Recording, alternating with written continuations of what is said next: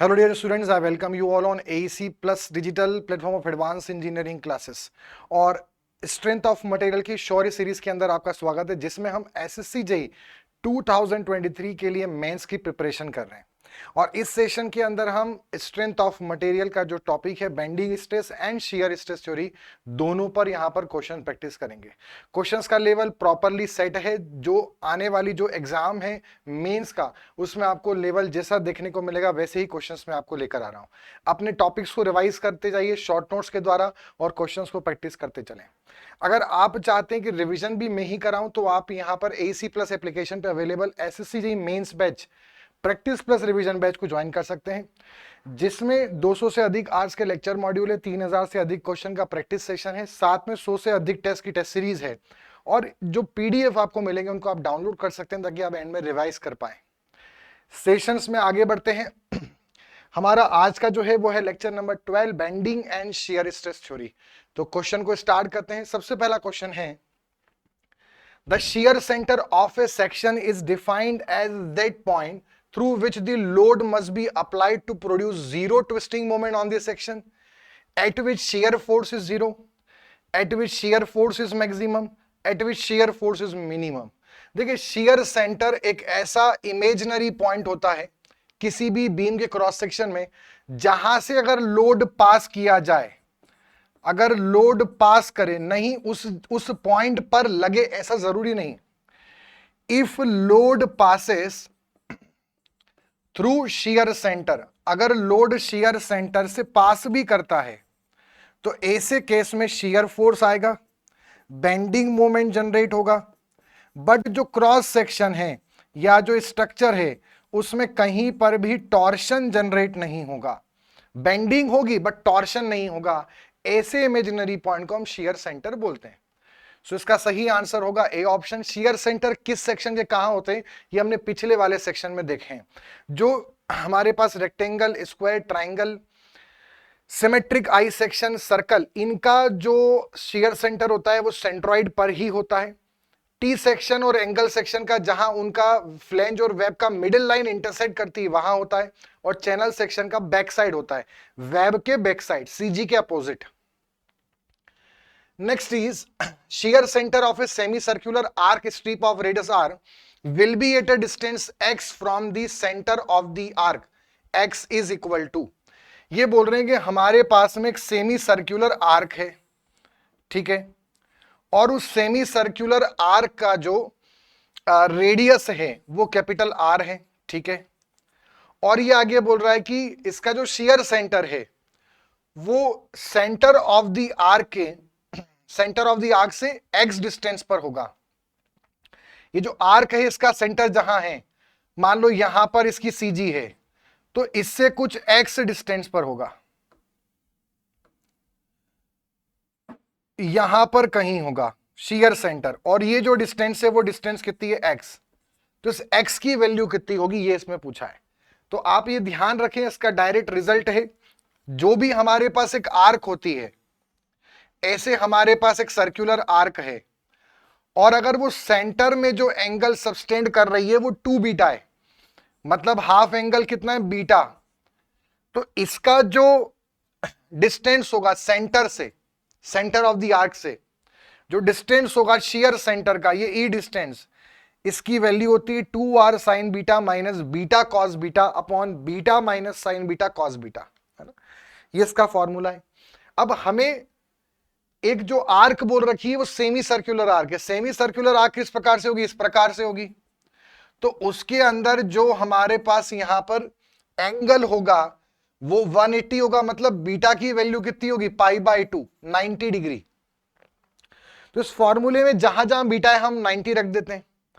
तो 2r sign 90 minus π/2 cos 90 और π/2 minus sign 90 into cos 90।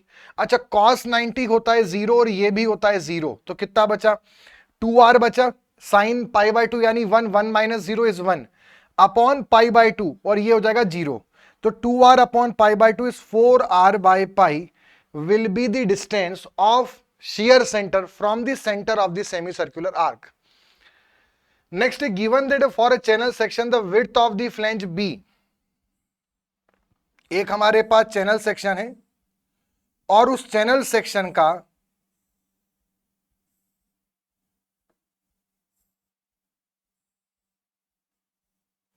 जो हमारे पास फ्लैंज है वो बी है, depth of the web between centre of the flange, ठीक है, यहां की जो डेप्थ है वो एच है, इसके सेंटर के बीच में, फ्लैंज के सेंटर के बीच में जो फ्लैंज की थिकनेस है वो टी है, मोमेंट ऑफ इनर्शिया इस सेंटर के अबाउट इसका मोमेंट ऑफ इनर्शिया आई है।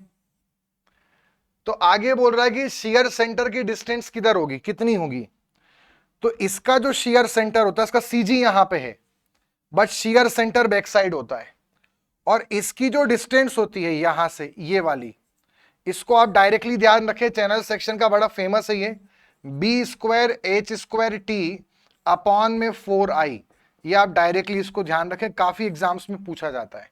तो b square h square t, b क्या है विड्थ ऑफ चैनल, एच क्या है फ्लैंज के सेंटर से वेब की डेप्थ, और टी है थिकनेस ऑफ द फ्लैंज और वेब, और आई है मोमेंट ऑफ इनर्शिया। तो इसका सही आंसर क्या हो जाएगा, b square h square t upon I है, ये तो गलत हो गया, ये वाला सही है, b square h square t upon 4i। The shear stress distribution shown in the figure I represent a beam with cross section, एक बीम हमें यहां पर दे रखी है, तो कौन सी बीम का डायग्राम ये वाला होगा, ठीक है। अब इसमें देखते हैं, जैसे ये हमारे पास आई सेक्शन है, प्लस सेक्शन है, ठीक है, अगर इसका क्रॉस सेक्शन का हम बनाएं तो इसका पहले ऐसा बनेगा, और फिर यहां पर विड्थ बढ़ गई तो एकदम से यहां पे शियर स्ट्रेस में सडन डाउनफॉल आएगा, और फिर इसका शियर स्ट्रेस डिस्ट्रीब्यूशन ऐसा बनेगा, हमें ऐसा ही वाला दे रखा है, तो ऑब्वियस सी बात है इसका सही आंसर क्या हो गया, पहला ऑप्शन। अगर डायमंड सेक्शन का हम बनाएं तो डायमंड सेक्शन का जो डायग्राम बनता है वो पहले यहां पे कहीं मैक्सिमम होता है, फिर बीच में ऐसा बी शेप का बनता है इसका। अगर हम रेक्टेंगल का बनाएं तो उसका तो कंप्लीट पैराबोला बनता है, और अगर हम टी सेक्शन का बनाएं तो टी सेक्शन का शियर स्ट्रेस डिस्ट्रीब्यूशन डायग्राम जहां तक फ्लैंज है वहां ऐसा होगा, फिर थोड़ा सा बढ़ता है और फिर उसके बाद इस प्रकार से होता है। तो इसका जो शियर स्ट्रेस डिस्ट्रीब्यूशन डायग्राम है वो इस प्रकार से कुछ बनेगा, ठीक है। मतलब जो हमें दे रखा है वो किसका होगा, प्लस सेक्शन का। आगे बढ़ते हैं, a rectangular beam of width 100 mm, width कितनी है बीम की 100 mm, is subjected to a maximum shear force of 60 kilonewton, maximum shear force लग रहा है 60 kilonewton. The corresponding maximum shear stress, maximum shear stress जो है वो है 4 megapascal. The depth at which beam should be, beam की depth क्या होनी चाहिए, देखिए मैक्सिमम शियर स्ट्रेस जो होता है वो होता है 3/2 इंटू क्यू एवरेज रेक्टेंगल में, और क्यू एवरेज की वैल्यू होती है यहां पर मैक्सिमम शियर फोर्स के अपॉन में बी इंटू डी, ठीक। अब इसमें मैक्सिमम शियर स्ट्रेस की वैल्यू कितनी, ये हो गया 4 इंटू ये आ गया 2 अपॉन में आ गया 3, मैक्सिमम शियर फोर्स कितना है 60 किलो न्यूटन, ये किलो में है वो न्यूटन में, तो हम यहां 1000 कर देंगे, अपॉन में बी हो जाएगा, और इंटू डी, डेप्थ कितना दिया है हमें, विड्थ दिया है 100, डेप्थ हमें निकालना है, तो विड्थ दिया है 100 और डेप्थ हमें निकालना है, तो इसके 2 जीरो से ये कैंसल, ठीक है। इसको सॉल्व करेंगे यहां पर तो डेप्थ आ जाएगा हमारा इस तरफ, और ये आ जाएगा 230, ठीक है, तो ये जाएगा इस तरफ, तो ये आ जाएगा 390, तो ये आ जाएगा 900, और 900 के अपॉन में कितना बन जाएगा 4, मतलब ये हो जाएगा 450/2, मतलब 225 mm, 225 mm will be the depth, और B will be the correct answer। Next question पर आते हैं, a beam has a triangular cross section having base 40 mm and altitude, एक ट्रायंगुलर सेक्शन है, इसका जो बेस विड्थ है वो 40 mm है, और इसका जो एल्टीट्यूड है, हाइट है, वो है 60 mm। क्लियर, आगे, if the section is subjected to a shear force of 36,000 newton, 36,000 newton का शियर फोर्स लग रहा है, तो मैक्सिमम शियर स्ट्रेस कितना होगा? देखिए ट्राइंगुलर के अंदर मैक्सिमम शियर स्ट्रेस जो होता है वो रेक्टेंगल के बराबर होता है 3/2 इंटू क्यू एवरेज। ठीक, मैक्सिमम शियर स्ट्रेस पूछा है कितना होगा, ठीक है, मैक्सिमम शियर स्ट्रेस, तो ये हो गया 3/2। क्यू एवरेज होता है शियर फोर्स के अपॉन में area, half into base into height. Shear force है 36,000 न्यूटन इंटू 3 अपॉन 2 और इंटू हाफ, ये हो गया हाफ, और बेस हमारे पास कितना है 40 और हाइट है 60, तो 40 इंटू 60। अब ये 2 से 2 तो कट गया, यहां पर अगर देखें तो इसके 2 जीरो से ये 2 जीरो कैंसिल हो गए, ठीक है। 6 से ये गया हमारे पास 60 टाइम्स, ठीक है, 60 इंटू 3 हो गया 180, मतलब ये आ गया हमारे पास 180 के अपॉन में 4, मतलब 90/2, मतलब 45 megapascal, 45 megapascal. So C will be the correct answer. Next is consider the following statement. The shear stress over a beam section of any shape for a given loading varies with shear force at the section, area of the section, moment of inertia of the section. Which of the following statements are correct? देखो अगर हम देखें shear stress का जो formula होता है वो होता है VA भाई बार के अपॉन में IB। तो shear stress किस पर डिपेंड कर रहा है? यहां पर एरिया पे डिपेंड करेगा, ठीक है, वाई बार पे डिपेंड करेगा, मोमेंट ऑफ इनर्शिया पे करेगा सेक्शन के, ठीक है, और विड्थ पे डिपेंड करेगा। वैसे तो इसका जो सही आंसर है वो होगा सिर्फ एरिया, क्योंकि देखो अगर यहां पे बोला है for given loading shear stress over a beam section, किसी एक सेक्शन पर, तो अगर मान लो हमारे पास कोई एक बीम है और इस बीम पर जब लोड लग रहा है तो इसका शियर फोर्स डायग्राम मान लो यूडीएल लग रहा है तो ऐसा होगा। अब मैंने इस पर कोई एक सेक्शन लिया मान लो, तो इस सेक्शन पे ये कुछ शियर फोर्स है, तो ये जो बीम का सेक्शन है इस पर जो शियर फोर्स आ रहा है वो तो कांस्टेंट ही होगा। मैं उस सेक्शन में कहीं भी शियर स्ट्रेस निकालूं, हर जगह शियर फोर्स तो क्या रहेगा? कांस्टेंट रहेगा। साथ ही साथ जो मोमेंट ऑफ इनर्शिया है वो भी कांस्टेंट होगा, ठीक है। जो शियर स्ट्रेस है वो वेरी करेगा सिर्फ ए और वाई बार और बी के साथ, बस। यहां पर बी जो है वो सेक्शन का नहीं होता, बी एलिमेंट का होता है। तो सर्कल है, सर्कल में अलग अलग एलिमेंट है तो सबकी विड्थ अलग अलग है, तो उसके अकॉर्डिंग वेरी करेगा एक ही सेक्शन पे। एक सेक्शन का शियर फोर्स एक ही होता है, इनर्शिया एक ही होता है, तो उसमें कांस्टेंट रहेगा, ठीक। एरिया यहां पर पूरे सेक्शन का नहीं होता, हम जिस फाइबर पे स्ट्रेस निकालना चाह रहे हैं उसके ऊपर का एरिया लेते हैं। तो जैसे अलग अलग जगह निकालेंगे तो ए अलग अलग आएगा, और उसका जो सीजी होता है उसके सीजी की दूरी न्यूट्रल एक्सिस जो होती है, न्यूट्रल एक्सिस, उसकी सीजी की दूरी न्यूट्रल एक्सिस से जो हमने सेक्शन लिया वो वाई बार होता है। तो एक ही सेक्शन पे अलग अलग एलिमेंट का एरिया भी अलग होगा, वाई बार भी अलग होगा और विड्थ भी अलग अलग होगा। अब ऑप्शन में एरिया तो है, शियर फोर्स और मोमेंट ऑफ इनर्शिया तो कांस्टेंट होते हैं, तो सही आंसर क्या होना चाहिए? डज नॉट, मतलब ये क्वेश्चन इस प्रकार से होना चाहिए, of given loading does not varies with, does not varies with, question ऐसा होना चाहिए।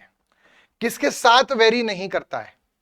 तो शियर फोर्स के साथ वेरी नहीं करता है और मोमेंट ऑफ इनर्शिया के साथ वेरी नहीं करता है, मतलब 1 and 3, मतलब बी ऑप्शन, ठीक है। समझ में आया?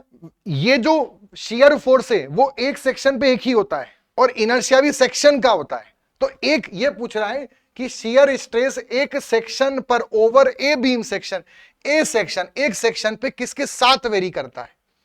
तो शियर फोर्स और इनर्शिया तो कांस्टेंट रहेगा, तो ए वाई बार और बी के साथ करता है। ऑप्शन में ए है मतलब ए के साथ करता है, मतलब इन दोनों के साथ नहीं करता है, तो क्वेश्चन होना चाहिए किसके साथ नहीं करता है। ये थोड़ा सा करेक्शन करना पड़ेगा। ऑप्शन में क्या है 2 एंड 3, तो 2 एंड 3 नहीं होगा, इसका सही आंसर होगा 1 and 3। Given section shear force constant होता है, ठीक है, for a given section moment of inertia and shear force is constant होता है, ठीक है। तो शियर स्ट्रेस जो है वो शियर फोर्स और साथ में इनर्शिया के साथ वेरी नहीं करेगा। A rectangular beam of width 200 mm and depth 300 mm is subjected to a shear force of 200. Maximum shear stress कितना आएगा? देखो मैक्सिमम शियर स्ट्रेस का फॉर्मूला होता है 3/2 इंटू क्यू एवरेज, ठीक है, ये हो गया 3/2, और क्यू एवरेज की वैल्यू क्या होती है? वी के अपॉन में बी डी, ठीक। तो यहां पर ये आ गया 3/2। शियर फोर्स हमारे पास कितना है? 200 किलो न्यूटन, तो 200 इंटू 1000 डिवाइडेड बाय, और यहां पर आ जाएगा बी डी, तो 200 और इंटू 300। इसको सॉल्व करेंगे तो ये इससे कैंसिल हो गया, 2 0 कैंसिल, 3 से 3 कैंसिल हो गया, बचा 10/2 मतलब 5 megapascal. So 5 megapascal will be the correct answer. 5 option में है, C will be the correct answer. Next आते हैं, the shear stress distribution for rectangular section under the action of shear force is shown below. The rectangular section is BD. Select the correct shear stress distribution diagram. एक rectangular section है, उसका correct shear stress distribution diagram कैसा बनेगा?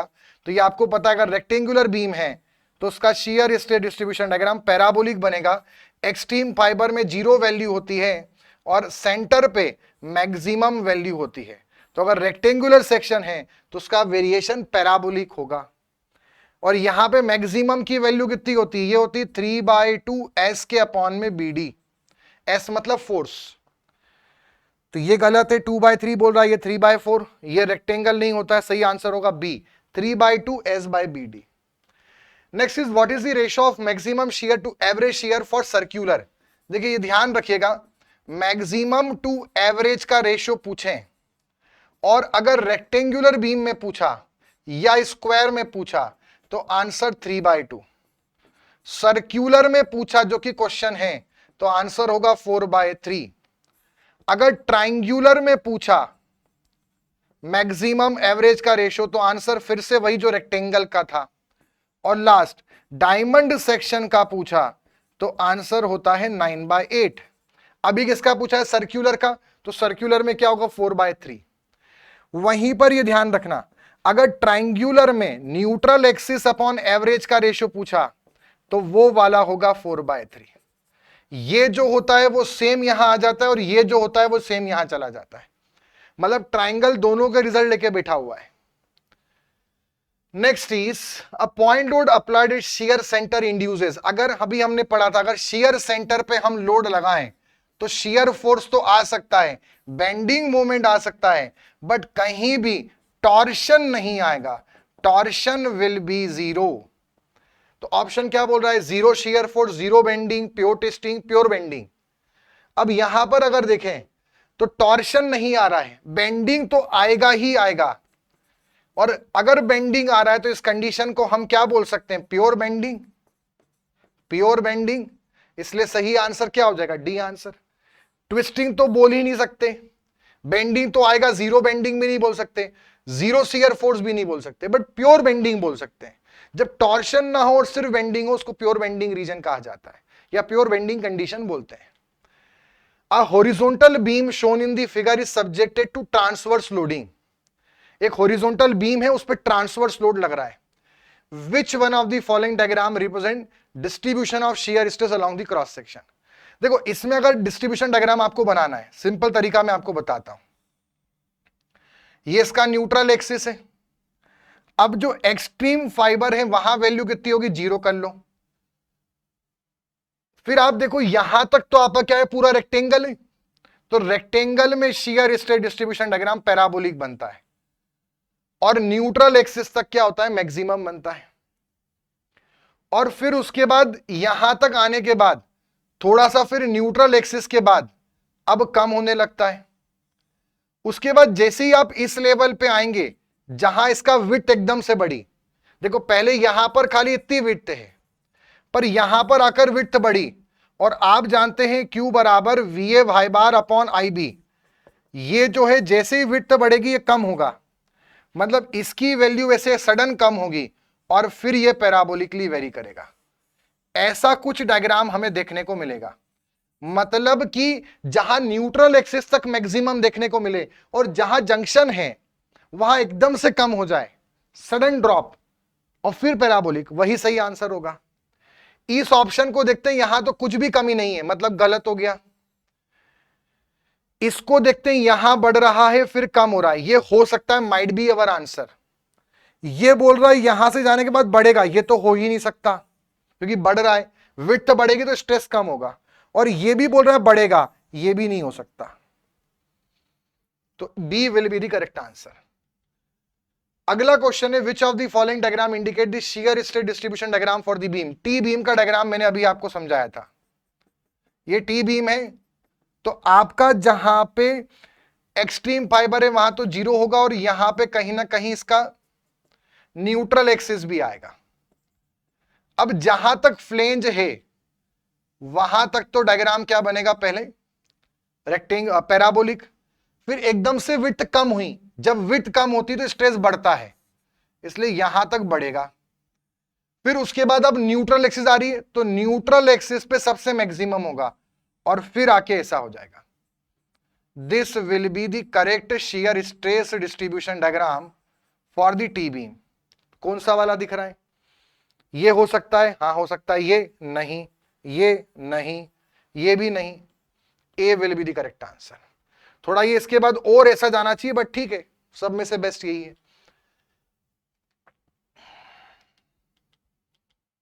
ठीक, A answer. A symmetrical I section is subjected to shear force. एक symmetrical I section है और I section में क्या लगा है, शियर फोर्स लगा है।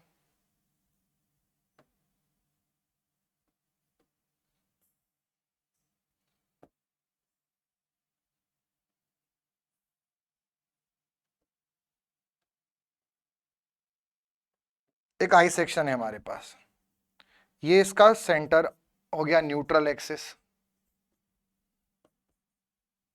अब हमें पूछा है इसका maximum shear stress distribution diagram कहां बनेगा, या डिस्ट्रीब्यूशन डायग्राम कैसा है वो भी समझ लो। तो इसमें जो शियर स्ट्रेस डिस्ट्रीब्यूशन डायग्राम बनता है वो यहां जीरो होता है, फिर जो पूरा वेब है, ठीक है, उसमें पैराबोलिक बनेगा, तो यहां भी पैराबोलिक हो गया।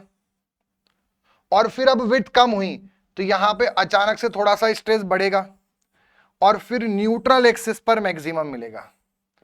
तो ये आपका फाइनल इसका शियर स्ट्रेस डिस्ट्रीब्यूशन डायग्राम बनेगा।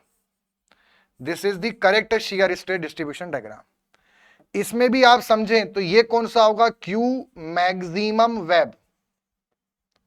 ये कौन सा होगा, ये होगा हमारा क्यू मैक्सिमम फ्लेंज, ये फ्लेंज का सबसे बड़ा है। और ये वाला कौन सा है, ये है हमारा क्यू मिनिमम वेब, ये वेब का सबसे छोटा है। एग्जाम में कई बार ये भी पूछते हैं क्यू मिनिमम वेब और क्यू मैक्सिमम फ्लेंज, बड़ा कौन है, क्यू मिनिमम वेब। बोलने का वो वेब का मिनिमम है बट वो फ्लेंज के मैक्सिमम से भी बड़ा है, उसका रेशो कितना होगा, तो वो होता है कैपिटल बी बाय बी।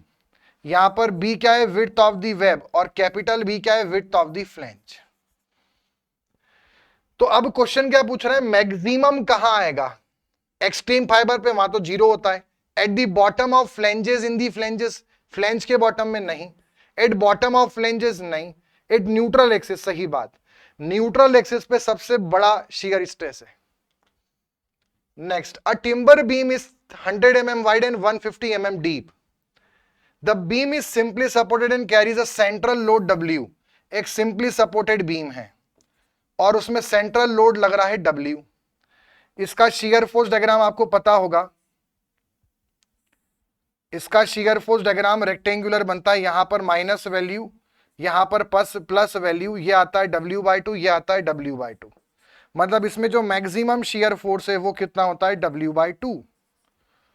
आगे बोल रहा है the maximum stress in the shear is 2 Newton पर mm²।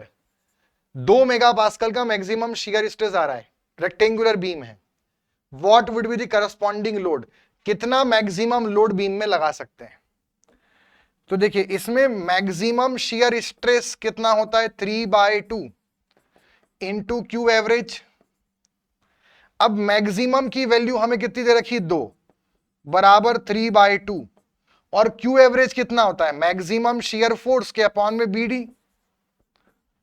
यहां पर ये आ जाएगा 4, 2 2 जा 4 अपॉन 3, बी आ जाएगा ऊपर। विड्थ ऑफ द बीम कितना है, विड्थ ऑफ द बीम है 100 mm, डेप्थ कितनी है 150 mm, और वी मैक्स की वैल्यू कितनी है, वी मैक्स है W/2।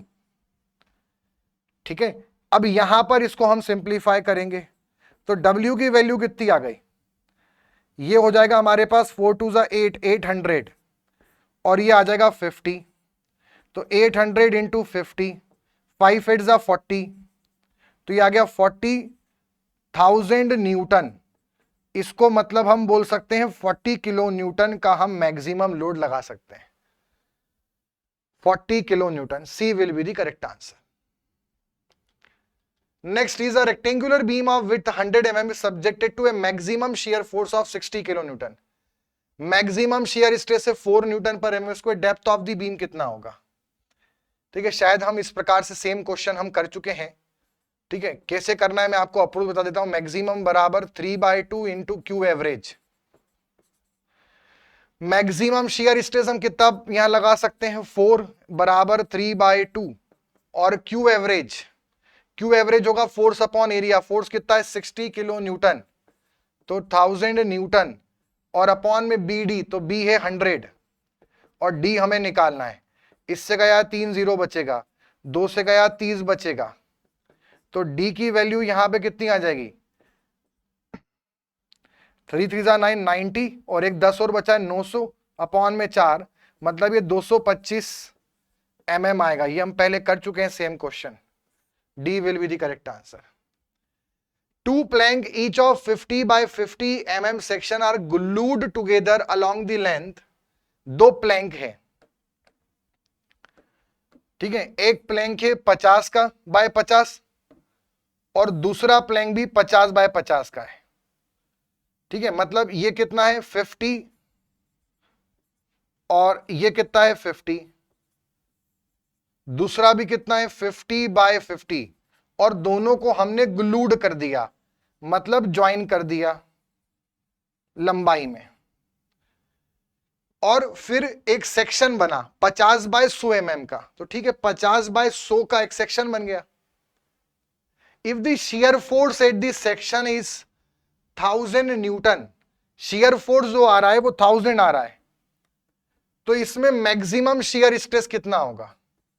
तो देखो मैक्सिमम शियर स्ट्रेस बराबर कितना होता है, 3/2 इंटू क्यू एवरेज, तो ये हो गया 3/2। शियर फोर्स कितना है 1000 न्यूटन अपॉन में एरिया, और एरिया कितना बन गया है 100 बाय 50, 100 बाय 50 का सेक्शन बन गया जोड़कर। विड्थ 100 हो गई और डेप्थ 50 हो गई, या डेप्थ 50 हो गई, ऐसा बोल तो डेप्थ 100 हो गई, विड्थ 50 हो गई। इससे ये कैंसिल होगा, 10 बचेगा, इससे ये 0 गया, तो यहां पर आ गया ये 3/2 बाय 5, 3/2 बाय 5 मतलब ये आएगा 0.5,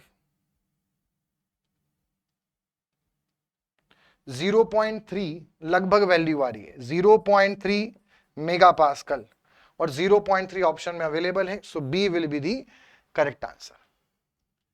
Next is a simply supported beam of length 4 meter is subjected to UDL of 2 kilonewton per meter. एक हमारे पास सिंपली सपोर्ट बीम है और उस पे UDL लग रहा है 2 किलो न्यूटन पर मीटर का, और उसका लेंथ है 4 मीटर। मैक्सिमम शियर स्ट्रेस कितना है, क्रॉस सेक्शन रेक्टेंगुलर है, 100 mm wide and 200 mm deep. अब जब UDL लगता है तो इसका शियर फोर्स डायग्राम ट्रायंगुलर बनता है, और जो मैक्सिमम शियर फोर्स आता है वो WL/2 आता है। W कितना है 2, स्पान कितना है 4, और बाय 2, तो ये आ गया 4 किलो न्यूटन का मैक्सिमम शियर फोर्स। अब हमसे पूछा है मैक्सिमम शियर स्ट्रेस बताओ, तो वो होगा 3/2 इंटू क्यू एवरेज, और ये हो गया 3/2, और क्यू एवरेज हो गया हमारे पास 4 इंटू 1000 डिवाइडेड बाय BD, तो ये हो गया 100 एंड 200 एंड 200। इससे ये 2 जीरो कैंसिल, इससे 1 जीरो कैंसिल, 4 से गया 50 टाइम्स, अगेन 3/2/5, ये 0.3 आ जाएगा, सेम जैसे पिछले वाले क्वेश्चन का आंसर आया 0.3 megapascal. Next is what is the shear stress at the neutral axis in the beam of isosceles triangular section. एक आइसोसेलेस ट्रायंगुलर सेक्शन है जिसका बेस 40 mm है और उसका जो हाइट है वो 20 mm है। ठीक, अब इसमें ध्यान रखना है कि जहां इसका सेंटर होता है ऑफ मिडिल हाइट, वहां पर इसका मैक्सिमम शियर स्ट्रेस आता है, और जो इसका न्यूट्रल एक्सिस होता है, न्यूट्रल एक्सिस मतलब h/3 वाला पोर्शन, मैक्सिमम तो कहां होता है, सेंटर पे, बाकी सब में न्यूट्रल पे होता है, इसमें न्यूट्रल एक्सिस जो होता है वहां मैक्सिमम नहीं होता है। तो यहां पे जो शियर स्ट्रेस है वो न्यूट्रल एक्सिस वाला, यहां जो है वो मैक्सिमम है। और ट्रायंगल में मैंने आपको बताया कि मैक्सिमम और एवरेज का रेशो जो होता है वो रेक्टेंगल वाले के बराबर ही होता है, बट अगर न्यूट्रल एक्सिस और एवरेज का रेशो ध्यान रखें तो वो सर्कल वाला फॉर्मूला होता है, और सर्कल वाला कितना होता है, 4/3। क्वेश्चन में पूछ क्या रहा है, न्यूट्रल एक्सिस पर बताओ कितना आएगा, तो इससे सिंपल कोई तरीका ही नहीं होगा। न्यूट्रल एक्सिस बराबर 4/3, क्यू एवरेज मतलब शेयर फोर्स, शेयर फोर्स कितना है, 3 किलो न्यूटन, तो 3 × 1000, और अपॉन में हाफ बेस इंटू हाइट, और बेस कितना है 40 और हाइट कितना है 20। अब यहां से अगर देखें तो इसके 2 जीरो से ये 2 जीरो कैंसिल, 2 से ये 2 कैंसिल, 4 से ये 4 कैंसिल, 3 से ये 3 कैंसिल, अल्टीमेटली बचा क्या ऊपर, 10 बचा, यानी 10 megapascal will be the final answer, और 10 ऑप्शन में है यहां पर सी ऑप्शन। ठीक, तो आई होप कि आपको ये जो शियर स्ट्रेस थ्योरी पे हमने क्वेश्चंस किए समझ में आए होंगे और आपके कॉन्सेप्ट्स क्लियर होंगे। इस टॉपिक बहुत सिंपल है, यहां से ऐसे ही क्वेश्चन बनेंगे, बट क्या होता है कि अभी हम शियर स्ट्रेस थ्योरी के क्वेश्चन कर रहे हैं बहुत सारे, तो हम एक फ्रेम ऑफ रेफरेंस में होते हैं और हमें पता है कि इस क्वेश्चन में यही करना है।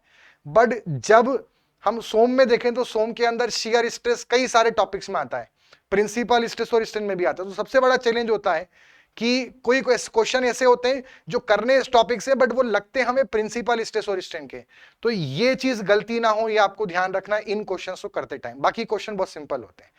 एक और सेशन लेकर आएंगे इस पे ताकि आपके और कॉन्सेप्ट्स क्लियर हो। मिलते हैं अगले सेशन के अंदर। अगर आपको वीडियो अच्छा लगा लाइक करें, शेयर करें अपने फ्रेंड्स के साथ। इसका पीडीएफ इस टेलीग्राम चैनल पे मिलेगा जिसकी लिंक डिस्क्रिप्शन में अवेलेबल है, तो चैनल को भी सब्सक्राइब करें। मिलते हैं ऐसे ही अगले शानदार सेशन के अंदर, तब तक के लिए goodbye and take care.